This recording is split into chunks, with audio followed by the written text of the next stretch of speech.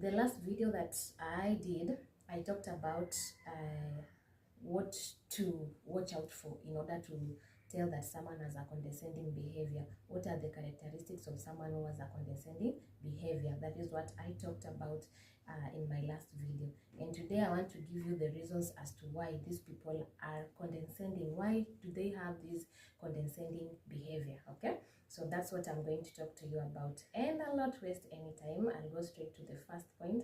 Insecurity is one of the reasons, okay?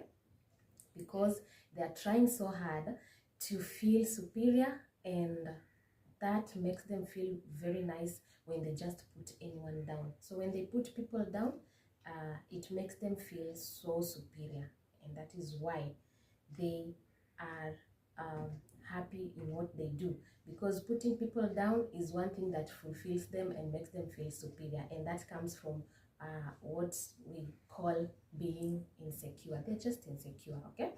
These people also have, we call it, they have an inflated sense of self-importance, okay? They have an inflated sense of self-importance.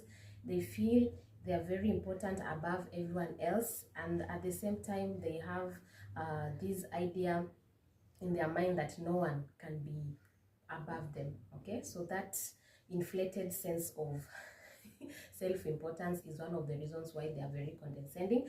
And you'll notice that also they lack empathy, okay? A condescending person lacks empathy, because the joy of this person is to make sure that the other person is always stays mad, okay? The other person feels low, the other person feels belittled. That is where they get most of their energy. So they lack empathy, okay? These same people, reasons as to why they are condescending is because they are just narcissists. It is just in their nature, naturally.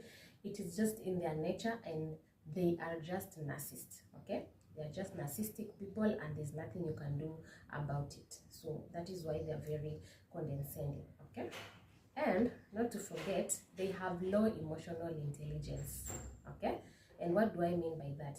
They have a low emotional intelligence simply because they have so much difficulty in understanding and responding to the emotions of others. So it's really so hard for them to be able to understand that whatever they are doing, they are saying, is hurting someone else. So they have to, they don't have that, they have low intelligence, low emotional intelligence, and that is why it is very hard for them to understand or to respond to any emotions that come from the people that